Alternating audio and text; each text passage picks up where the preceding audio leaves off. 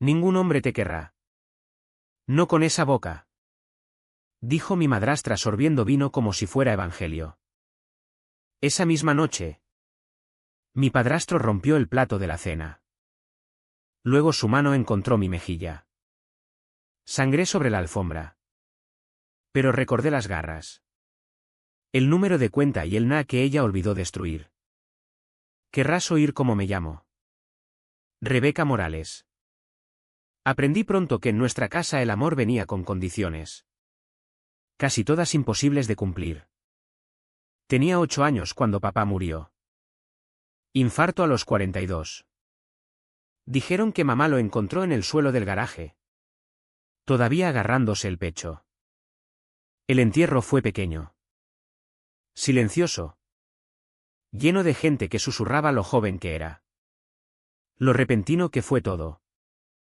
Recuerdo estar junto a su tumba en el cementerio de Leganés, viendo cómo la cara de mamá se desmoronaba como papel viejo. Parecía perdida. Como un barco sin ancla. No sabía entonces que encontraría una nueva ancla en Ricardo Navarro. Una que nos arrastraría a todos al fondo. Ricardo apareció 6 meses después. Era dueño de Construcciones Navarro. Conducía una pick-up Toyota Hilux reluciente y tenía manos como mazos. Los ojos de mamá se iluminaban a su alrededor de una forma que no habían brillado desde que papá murió. Traía flores. Arreglaba el grifo que goteaba y me llamaba, chiquilla, con una sonrisa que nunca llegaba del todo a los ojos. Mamá se casó con él antes de que pasara el año. Los cambios empezaron pequeños. Mi hora de dormir se hizo más temprana. Mis preguntas se cortaban más rápido. Cuando derramé zumo en los asientos de cuero de su camioneta. No gritó. Solo me miró con esa frialdad calculadora que me hizo sentir un nudo en el estómago. Más tarde mamá me apartó. Tienes que tener más cuidado con las cosas de Ricardo, dijo con voz tensa. Él trabaja duro por lo que tiene. Para cuando cumplí 10 años ya conocía las reglas de la casa sin que nadie las enumerara. No hablar durante los partidos de Ricardo. No dejar juguetes donde pudiera pisarlos. No llorar cuando te corregía. Y sobre todo, no enfadarlo nunca. Tu madre ya ha pasado bastante, decía cada vez que lo decepcionaba. No necesita que tú lo hagas más difícil. Y mamá perfeccionó el arte de mirar hacia otro lado. Cuando la voz de Ricardo retumbaba por la casa, subía el volumen de la tele. Cuando bajaba a desayunar con moratones en los brazos. Me pasaba una camiseta de manga larga sin mirarme a los ojos. Tienes que aprender a ser menos torpe, murmuraba removiendo el café con precisión mecánica. Me convertí en experta en leer el clima de aquella casa. El músculo de la mandíbula de Ricardo palpitando significaba nubes de tormenta. La forma particular en que dejaba la botella de cerveza demasiado despacio, demasiado controlado, significaba que el rayo caería pronto. Podía predecir sus estados de ánimo por el peso de sus pasos en las escaleras, por el ángulo de sus hombros cuando cruzaba la puerta. El colegio se convirtió en mi refugio. Me lancé a los estudios con la desesperación de quien se agarra a un salvavidas. Los profesores alababan mi dedicación, mi concentración. No sabían que solo intentaba quedarme hasta tarde para evitar la cena en casa. La biblioteca cerraba a las 6. El club de teatro hasta las 7. Las clases particulares de matemáticas podían estirarse hasta las 8 si hacía suficientes preguntas. ¿Por qué no puedes estar en casa como una niña normal?, exigía Ricardo cuando me colaba después de anochecer. Tu madre se preocupa. Pero mamá nunca parecía preocupada. Parecía aliviada cuando no estaba. Una variable menos en la ecuación cuidadosa de mantener a Ricardo calmado. Empecé a llevar un cuaderno escondido entre el colchón y el somier. No un diario, Ricardo había encontrado y destruido uno cuando tenía 12 años. Leyendo fragmentos en voz alta durante la cena mientras mamá miraba su plato. Este era distinto. Era prueba, fechas, horas, palabras exactas. Lo escribía en código. Un sistema que inventé yo misma. Si alguien lo encontraba, parecerían números y símbolos sin sentido. A los 15 ya tenía una columna vertebral de acero y una lengua lo bastante afilada para igualarla. Ricardo lo odiaba. Ningún hombre querrá a una mujer que responde. Decía. Sigue con esa boca y acabarás sola. Quizá estar sola sea mejor que tener miedo. Le solté una vez. El silencio que siguió fue ensordecedor. El tenedor de mamá chocó contra el plato. Los nudillos de Ricardo se pusieron blancos alrededor de la botella de cerveza. Esa noche aprendí qué pasaba cuando empujaba demasiado lejos. A la mañana siguiente mamá me pasó corrector para el moratón que florecía en mi pómulo. Tienes que aprender cuándo callarte, dijo con voz hueca. Por el bien de todos. Pero yo ya estaba harta de callar. Contaba los días para la universidad como un preso marca el tiempo. Ahorraba cada euro de mi trabajo a media jornada en el supermercado Mercadona, escondiendo el dinero en una caja de tampones bajo el lavabo. El único sitio donde Ricardo nunca miraría. Solicité plazas en universidades lo más lejos posible, usando la dirección del colegio para que nada llegara a casa. Cuando la carta de aceptación de la Universidad de Barcelona llegó, 4 horas en AVE. Mi orientadora me llamó a su despacho para entregármela en persona. Esta es tu oportunidad, dijo apretando el sobre en mis manos. Tómala. La tomé. Me fui a Barcelona y no miré atrás durante 4 años. 4 años de libertad. 4 años descubriendo quién era sin el peso constante de Ricardo. 4 años de terapia en el centro de orientación del campus. Aunque nunca conté toda la verdad.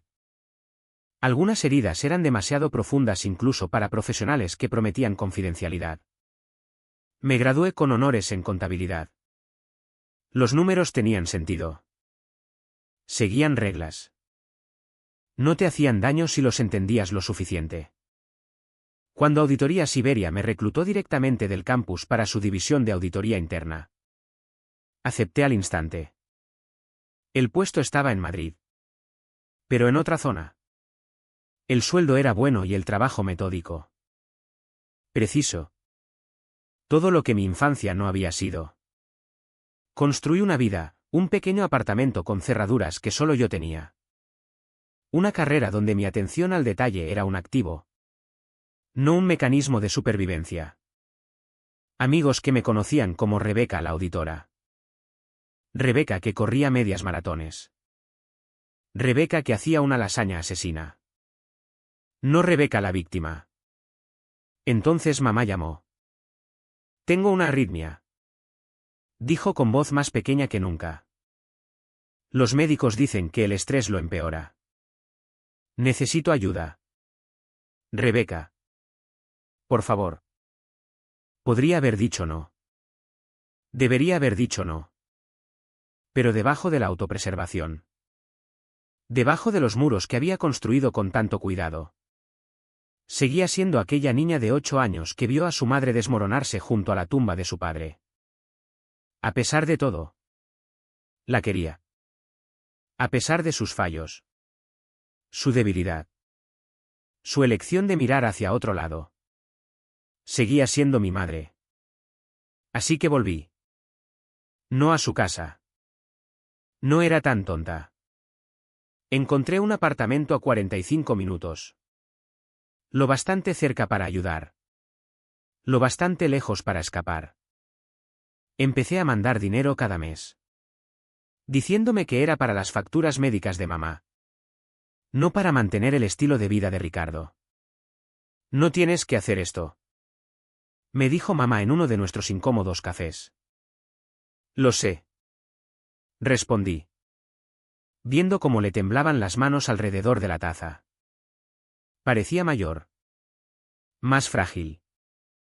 El genio de Ricardo la había desgastado como el agua en la piedra. Ha calmado mucho, ofreció. Desde que te fuiste. Quise reír o gritar. En cambio solo asentí y cambié de tema. Las dos sabíamos que mentía. Se nos daba muy bien mentir. A mamá y a mí.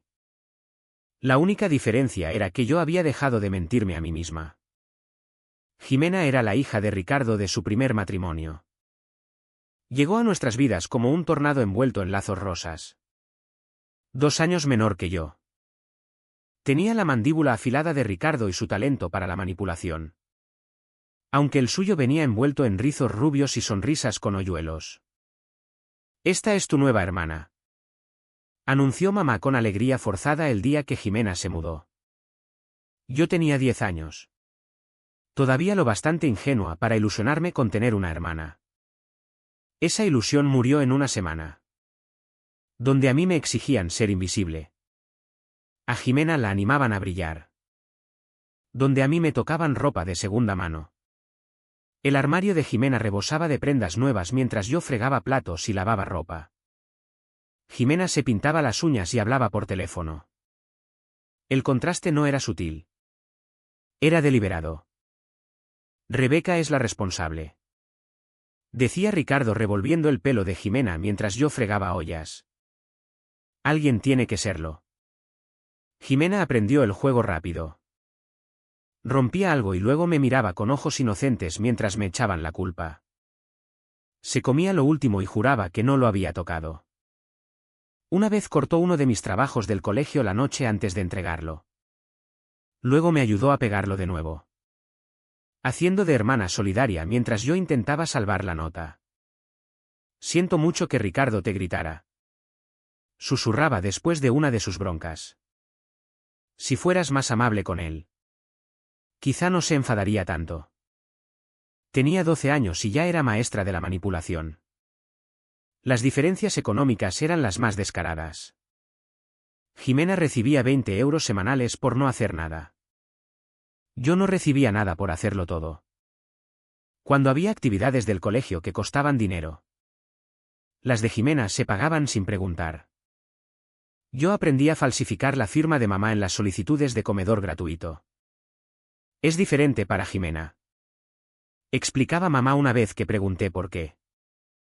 Ella está acostumbrada a cierto nivel de vida. No podemos quitárselo. ¿Y mi nivel de vida?, pregunté. La cara de mamá se tensó. Tienes un techo sobre tu cabeza. Sé agradecida. Los cumpleaños se convirtieron en espectáculos de desigualdad. Los de Jimena tenían castillos hinchables. Tartas personalizadas y decenas de invitados. Los míos eran cenas familiares donde se esperaba que ayudara a cocinar y recoger. Un año se olvidaron por completo. Llegué del colegio y los encontré decorando para la media fiesta de Jimena. Celebramos cuando hay algo que celebrar, dijo Ricardo al ver mi cara. Las notas de Jimena se exponían en la nevera aunque fueran mediocres. Las mías se ignoraban aunque fueran perfectas. Las notas no lo son todo, gruñía Ricardo. Aunque nunca había visto a Jimena abrir un libro. La Navidad que tenía 14 años y Jimena 12 quedó grabada en mi memoria. Había ahorrado meses para comprarle a mamá una bufanda que le había visto admirar. La mañana de Navidad la vi desenvolverla. Sonreír educadamente y dejarla a un lado. 20 minutos después lloraba de alegría con la misma bufanda exacta de Jimena. Espero que guardaras el ticket, me susurró Jimena más tarde con una sonrisa burlona. Me había visto comprarla y había elegido la misma a propósito, sabiendo de quién sería el regalo que importaría más. El instituto solo amplificó las diferencias. Jimena se apuntó a animadoras. Equipo de baile. Gobierno estudiantil. Todas actividades que requerían dinero para uniformes. Viajes y cuotas. Ricardo pagaba sin pestañear. Cuando quise apuntarme al equipo de debate, me dijeron que no podíamos permitirnos los gastos de viaje. Tienes que aprender el valor del trabajo duro, dijo. No todo te cae del cielo. Así que a los 16 conseguí trabajo reponiendo estanterías en Mercadona. Cada nómina iba a mi fondo de escape. Aunque tenía que esconder parte en el presupuesto familiar para no levantar sospechas. Jimena. Mientras tanto, pasaba los fines de semana en el centro comercial con la tarjeta de crédito de Ricardo. ¿Por qué Rebeca tiene que trabajar?, preguntaba con inocencia en la cena. Es tan vergonzoso cuando mis amigos la ven con ese uniforme feo. Rebeca está forjando carácter, respondía Ricardo cortando su chuleta. Algo que a ti te vendría bien. Pero nunca había mordiente en sus palabras para ella. Nunca. La habitación de Jimena parecía sacada de una revista: cama con dosel, televisión plana, armario walk-in. La mía seguía teniendo la misma cama individual de cuando tenía 8 años, pegada a la pared para hacer sitio al escritorio que salvé de un rastrillo. Ella se quejaba de que su iPhone era de una generación antigua mientras yo ahorraba meses para comprar un móvil básico de tapa para emergencias. La verdadera maestría estaba en cómo Jimena hacía de víctima. Me provocaba en silencio, pinchando con comentarios susurrados y destruyendo accidentalmente mis cosas. Luego lloraba cuando yo finalmente explotaba. Ricardo siempre se ponía de su lado. Es más pequeña, rugía. Es más débil. ¿Qué clase de persona acosa a su hermanita? Mamá se convirtió en experta en ceguera selectiva. Entraba en la habitación justo después de las provocaciones de Jimena, pero justo a tiempo para mis reacciones. Encontraba a Jimena llorando y a mí hirviendo. Y la conclusión siempre era la misma. Tienes que ser la más madura, decía. Eres la mayor. Deberías saberlo mejor. Cuando Jimena cumplió 16, Ricardo le montó una fiesta que probablemente costó más que nuestra hipoteca mensual. DJ profesional. Catering. 100 invitados. Llevaba un vestido que costaba más de lo que yo ganaba en 2 meses en el supermercado. Pasé la fiesta sirviendo comida y limpiando derrames. Invisible con mis pantalones negros y camisa blanca. El uniforme no oficial de la servidumbre. Gracias por tu ayuda, me dijo Jimena dulcemente cuando se fue el último invitado. Lo bastante alto para que Ricardo lo oyera. Luego, más bajo: conoce tu lugar. Yo conocía mi lugar. Era el chivo expiatorio. La mano de obra gratuita. El ejemplo de lo que pasaba cuando no eras la hija de verdad de Ricardo. Pero también sabía algo que Jimena ignoraba. Contaba los días hasta poder irme. Y tomaba notas cuidadosas de todo. Ella creía que era tan lista. Enfrentando a su padre contra mí. Convirtiendo a mi madre en cómplice con su silencio. Creía que el papel de princesita la llevaría por la vida. Pero Jimena nunca había aprendido lo que yo sí: cómo sobrevivir con nada. Cómo planear en secreto. Cómo esperar. Vas a ser una don nadie, me dijo la noche antes de irme a Barcelona, tumbada en su cama mientras yo hacía la maleta con mis pocas pertenencias. Una don nadie de ninguna parte con nada. La miré. A esa chica que lo había tenido todo y no había ganado nada. Y sentí algo que no era exactamente lástima ni exactamente rabia. Era más bien reconocimiento. Era un parásito. Y los parásitos mueren cuando se les acaban los anfitriones. Quizá, dije cerrando la maleta. Pero yo seré mi propia don nadie. Ella se rió. Ese sonido tintineante que encantaba a los profesores y me sacaba de quicio. Buena suerte con eso. Ah. Y Rebeca. Gracias por dejar libre la habitación. Estoy pensando convertirla en walk-in closet. 4 años después. Mientras construía mi carrera en Auditoría Siberia. A veces pensaba en Jimena. ¿Estaría estudiando? ¿Trabajando? ¿Siguiendo viviendo de Ricardo? La aparté de mi mente. Concentrándome en mi propia vida. En mi propio éxito. Debería haber sabido que encontraría la forma de seguirme. Incluso a distancia. Los parásitos son notablemente persistentes. Siempre encuentran nuevas formas de alimentarse. El día que me fui a Barcelona nadie me llevó al campus. Cogí un autobús alsa con 2 maletas y una mochila. Viendo cómo el paisaje cambiaba a través de las ventanillas rayadas. Cada kilómetro era como un año cayendo de mis hombros. Cuando por fin puse un pie en el campus pude respirar sin calcular el precio de cada inhalación. La libertad sabía a café de la cafetería universitaria y sonaba como los ronquidos de mis compañeras de habitación. Se sentía como caminar por el campus de noche sin mirar las sombras. Como levantar la mano en clase sin miedo a las consecuencias. Por primera vez en una década. Mis pensamientos eran míos. Me lancé a todo. Clases. Clubs. Prácticas. Recuperaba el tiempo perdido. Mis profesores notaron mi hambre de conocimiento. Mi meticulosa atención al detalle. Tienes un don para ver patrones. Me dijo mi profesor de contabilidad. Para notar discrepancias que otros pasan por alto. Si ella supiera dónde había desarrollado esa habilidad. Hice amigos de verdad. Que no sabían nada de Ricardo. De Jimena ni de la chica que había sido.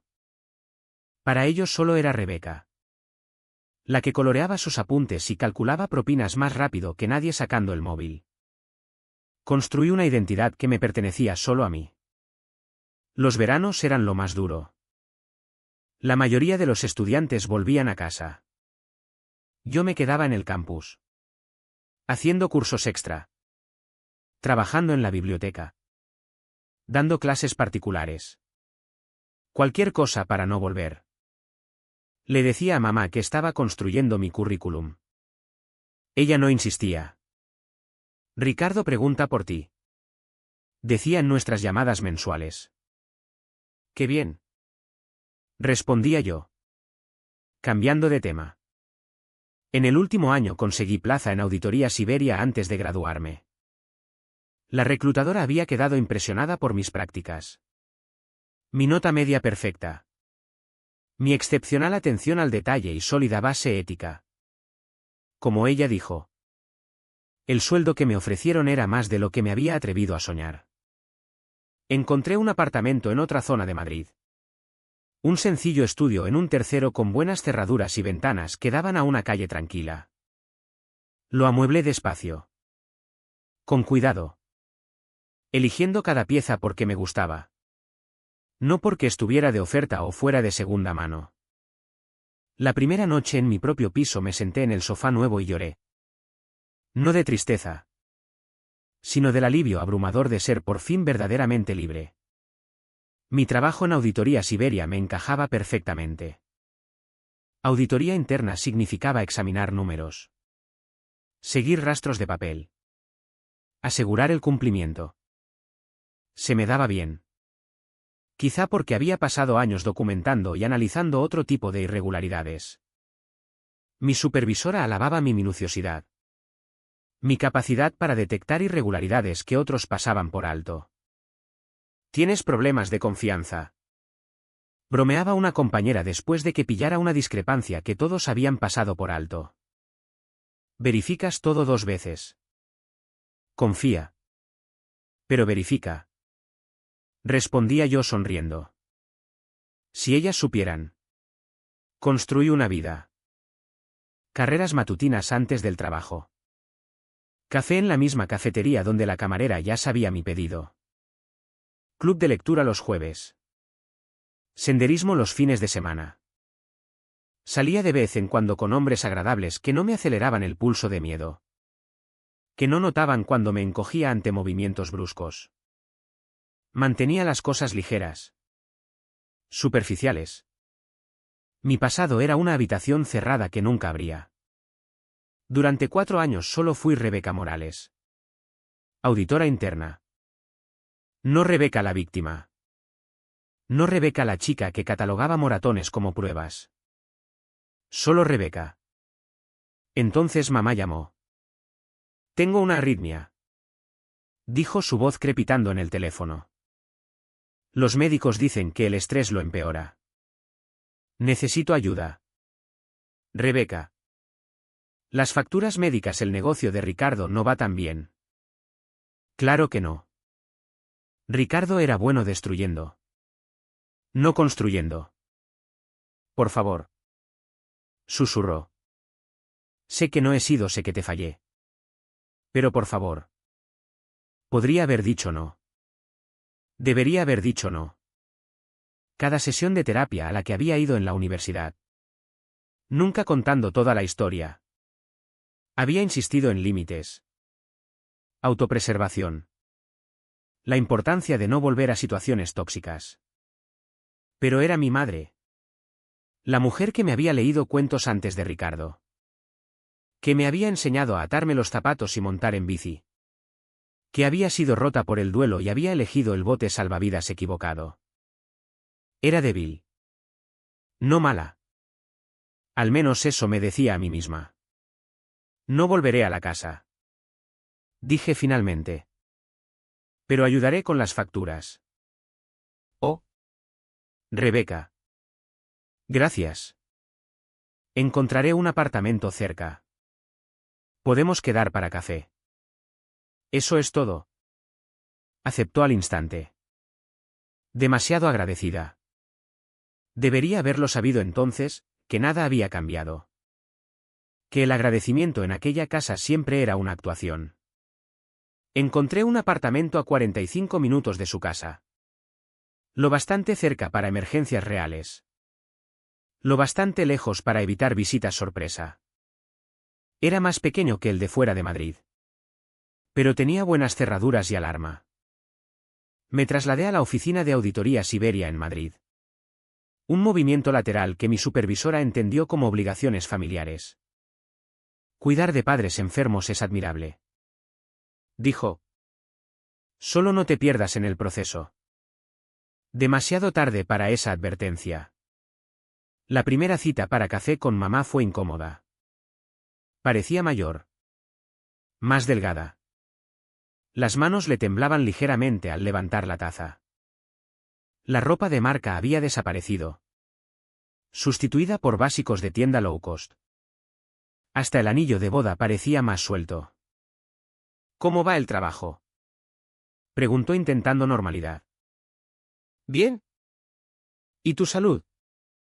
La medicación ayuda. Solo es cara. Deslicé un sobre por la mesa. Esto debería cubrir 3 meses de recetas.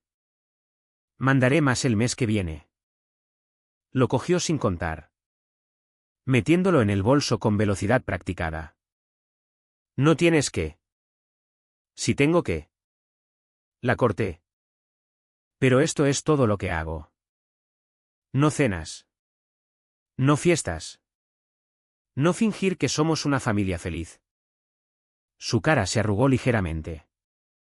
Jimena te echa de menos. Casi me reí.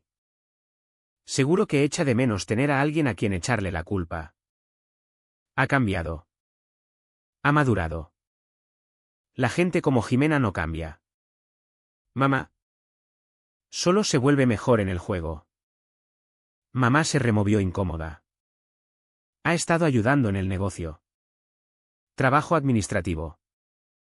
Se le dan muy bien los ordenadores. Una alarma sonó en mi cabeza. Jimena ayudando con papeleo. ¿Jimena? Que nunca había conocido una responsabilidad que no pudiera esquivar.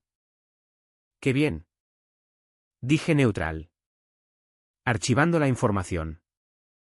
Nos veíamos mensualmente después de eso. La misma cafetería. El mismo reservado. El mismo sobre de dinero pasando entre nosotras. Mamá ofrecía actualizaciones que no pedía, los problemas del negocio de Ricardo. Las misteriosas habilidades administrativas de Jimena. Las reparaciones de la casa que no podían permitirse. Yo asentía. Pagaba la cuenta y me iba. 6 meses después de esta rutina. Mamá me pidió un favor. ¿Podrías ayudar con la declaración de renta? Siempre se te han dado bien los números. Y el contable de Ricardo se fue.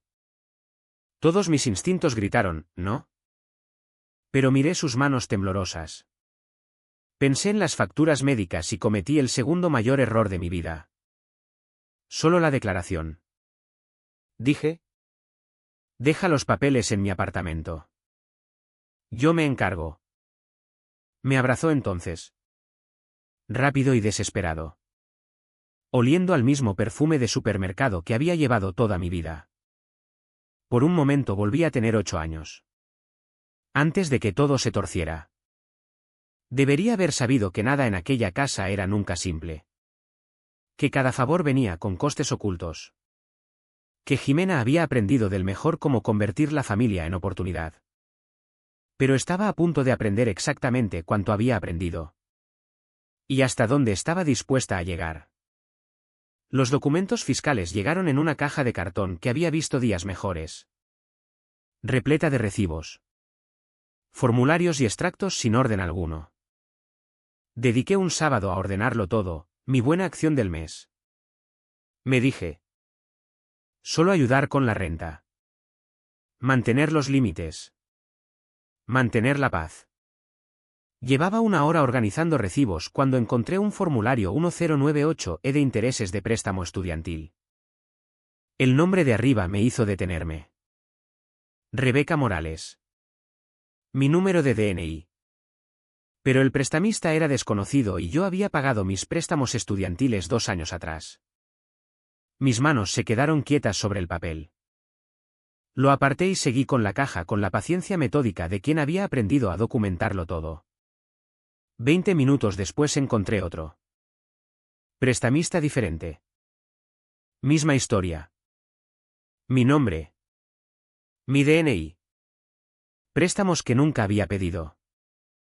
Los viejos instintos de supervivencia se activaron. No reaccionar. No asumir. Verificar. Saqué el portátil e inicié sesión en mi servicio de control de crédito. Algo que había configurado en la universidad por paranoia, que no tenía nada que ver con robo de identidad y todo con control. La página cargó despacio. Cada segundo como una hora. 2 préstamos estudiantiles, 35.000 y 42.000 euros. Originados 3 años atrás mientras yo vivía en Barcelona. Las direcciones de solicitud eran locales. La cuenta de dispersión no era la mía. Miré la pantalla. Mi mente corriendo por posibilidades. Ricardo no tenía la sutileza para esto. Mamá no tenía el valor. Lo que dejaba la siguiente búsqueda lo confirmó. El historial de transacciones de las cuentas de dispersión mostraba transferencias a J. Navarro. Múltiples transferencias. Regulares. Jimena había estado cobrando préstamos a mi nombre durante 3 años. Accedí a las solicitudes de préstamo a través del sitio web de los prestamistas. Mi información era correcta, DNI. Fecha de nacimiento. Apellido de soltera de mamá. Pero las firmas estaban mal. Lo bastante cerca para pasar una mirada casual. Pero yo había pasado años documentándolo todo. Conocía mi propia letra como un radiólogo conoce los huesos. Las direcciones de correo de las solicitudes eran variaciones de la mía, Rebeca Morales 2. Becca 911. Lo bastante cercanas para parecer legítimas. Pero todas redirigiendo a otra persona. Las preguntas de seguridad eran todas respondables por cualquiera que hubiera vivido en la misma casa, nombre de la primera mascota. Colegio de primaria. Profesor favorito. Me recosté. El portátil caliente sobre las piernas. Y me reí. Era un sonido amargo en mi apartamento vacío. Todos aquellos años diciéndome que no valía nada. Que no llegaría a nada. Y Jimena había decidido que valía al menos 77.000 euros en préstamos fraudulentos. Lo inteligente habría sido presentar denuncia inmediatamente. Robo de identidad. Fraude. Delitos federales, bueno. En España delitos contra la hacienda pública y estafa. Pero sabía cómo acabaría eso. Jimena llorando. Ricardo rugiendo. Mamá suplicando que no destruyera la familia. Los préstamos se resolverían eventualmente. Pero el coste sería drama interminable y un viaje de culpa eterno. No. Había aprendido hacía mucho que la mejor venganza era quirúrgica. Precisa y completamente dentro de la ley. Pasé el fin de semana construyendo mi caso como si preparara una auditoría. Capturas de pantalla de cada transacción. Descargas de cada extracto. Cruces entre la dispersión de los préstamos y los patrones de gasto de Jimena visibles convenientemente en sus redes sociales públicas. Donde alardeaba de compras que ninguna desempleada de 29 años debería permitirse. Bolsos de diseñador. Fotos de vacaciones. Un coche que costaba más que mi sueldo anual. Todo fechado. Todo correspondiente con las fechas de dispersión de los préstamos. Pero el verdadero premio llegó cuando buceé más profundo en los documentos fiscales.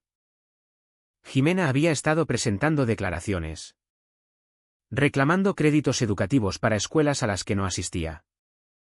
Usando mi DNI como información de dependiente para maximizar devoluciones. Los formularios estaban allí. Enterrados en el caos. Más falsificaciones. Más fraude. Más delitos. Y entonces encontré los documentos de la beca de Auditoría Siberia.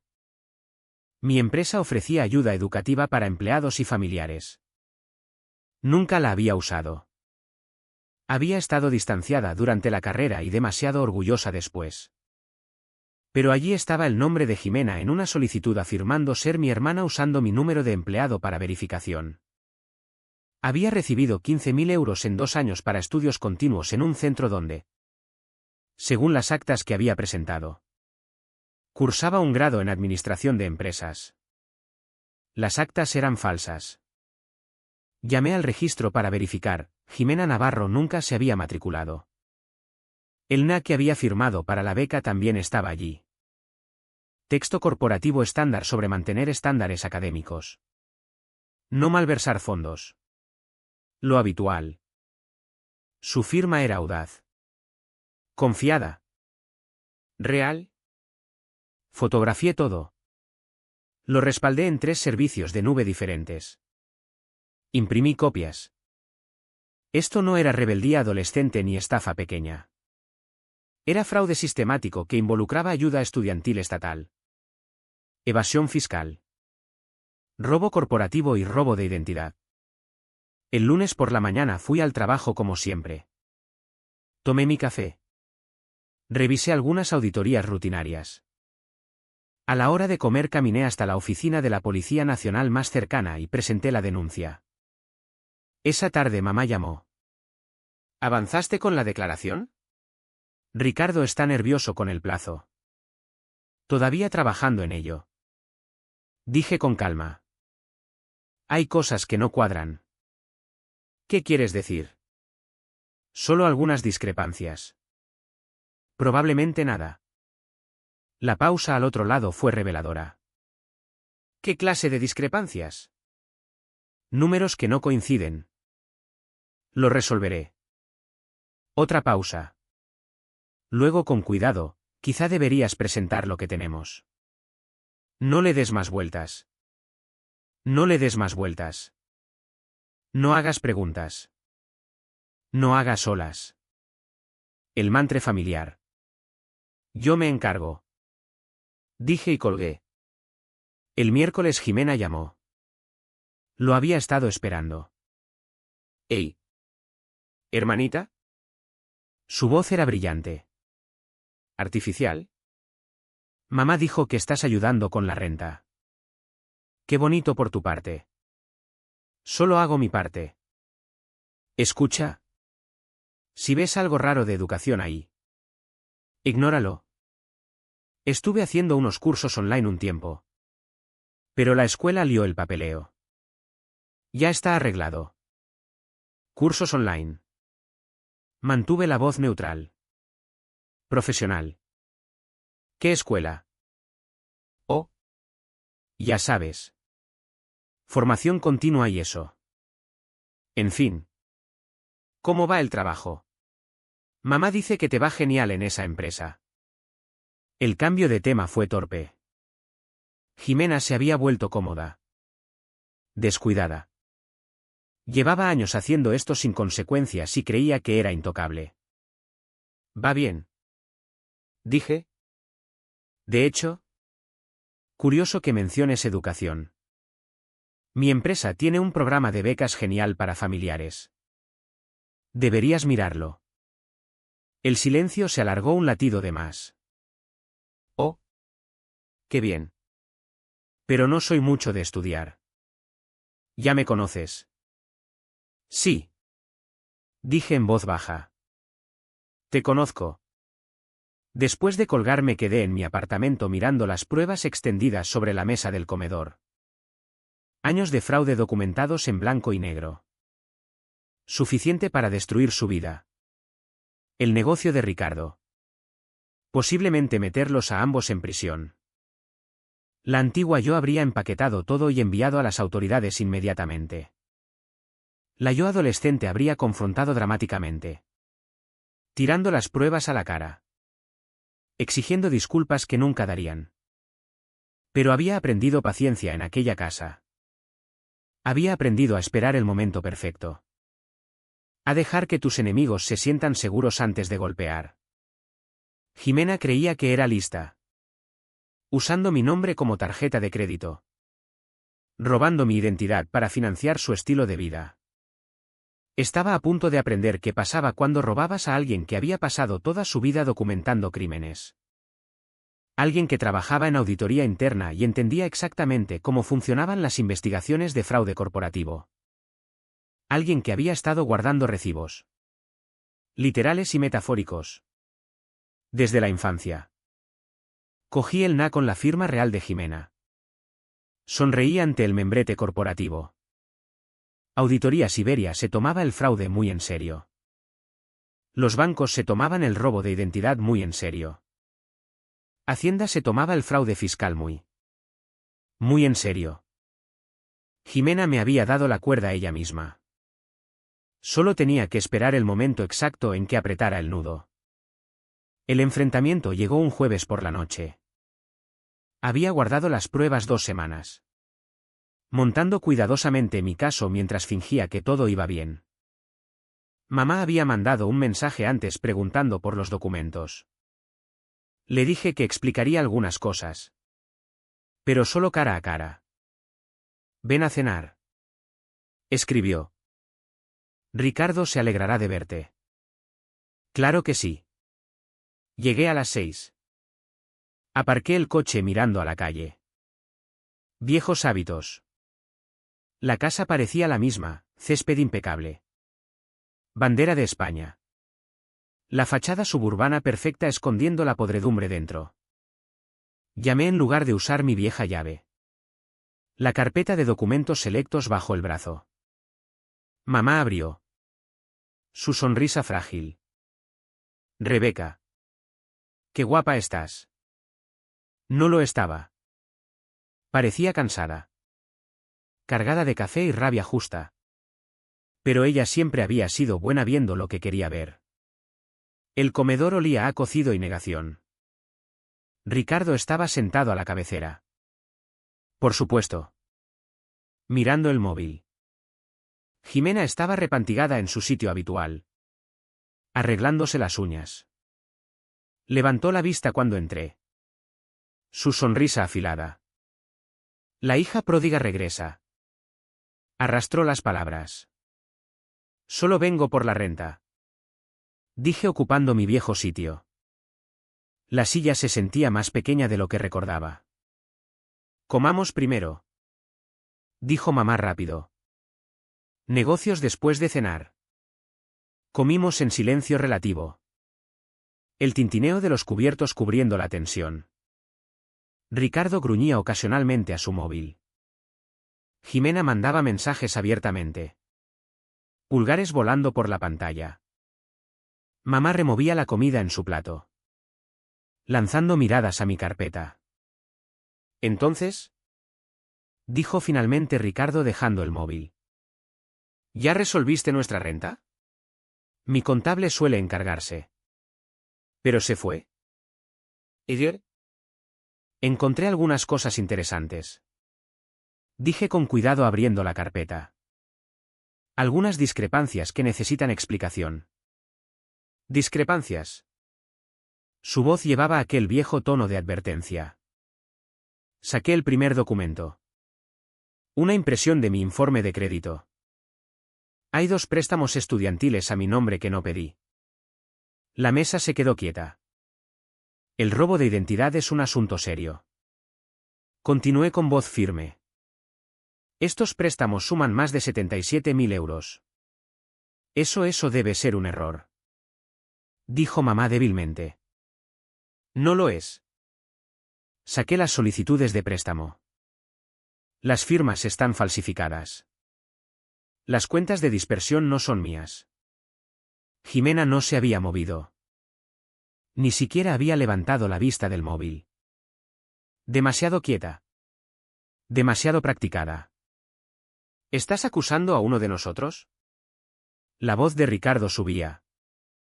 La cara enrojeciendo. Vienes a mi casa. No acuso a nadie. Le interrumpí encontrando su mirada. Solo expongo hechos. Alguien usó mis datos para pedir préstamos fraudulentos. Las transferencias fueron a cuentas de J. Navarro. Ahora Jimena levantó la vista. Ojos muy abiertos con inocencia practicada. Hay muchas J. Navarro en el mundo. ¿Cierto? Saqué el siguiente documento. Pero solo hay una J.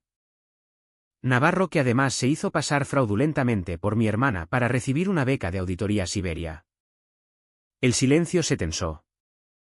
La mano de mamá tembló alrededor del vaso de agua. No sé de qué hablas, dijo Jimena. Pero su voz había perdido el tono casual. De verdad. Extendí los documentos de la beca. Porque firmaste una. Tu firma real. No falsificada. Eso es fraude corporativo. Además del robo de identidad y fraude de préstamos. Ricardo golpeó la mesa con la mano. Los platos saltaron. Mamá se encogió. Yo no. ¿Estás intentando destruir esta familia? Rugió. Como siempre. Causando problemas. Haciendo acusaciones. Tengo pruebas.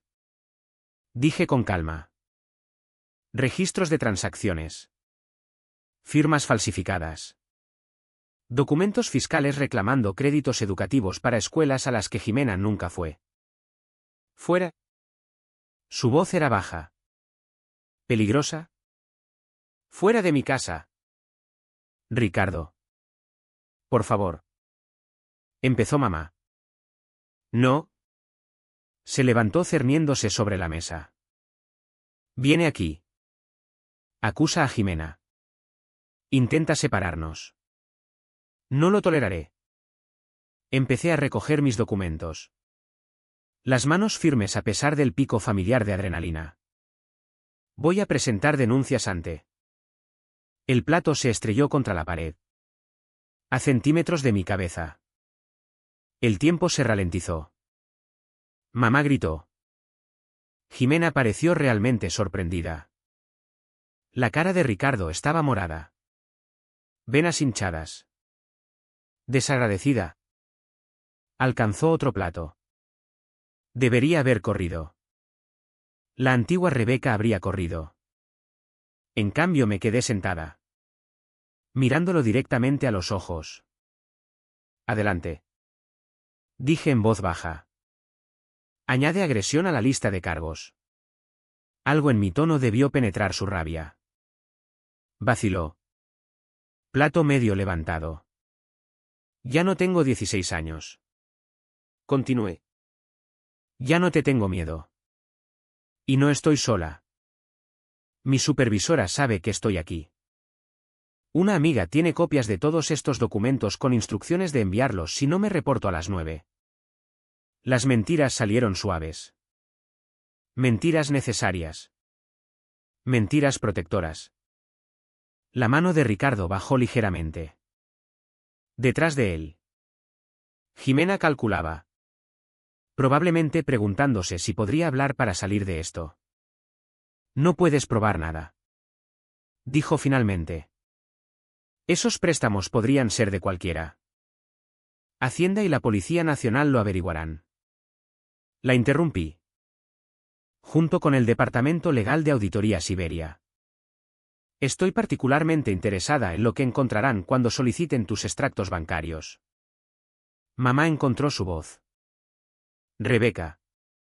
Por favor. Somos familia. Podemos solucionarlo en privado. Como solucionamos en privado que Ricardo me pegara. Como manejamos todo lo demás en privado detrás de puertas cerradas donde nadie podía ver. Las palabras salieron amargas. Ricardo lanzó entonces el plato. Pero no a mí. Directo al suelo donde explotó. Fuera. Fuera. Me levanté.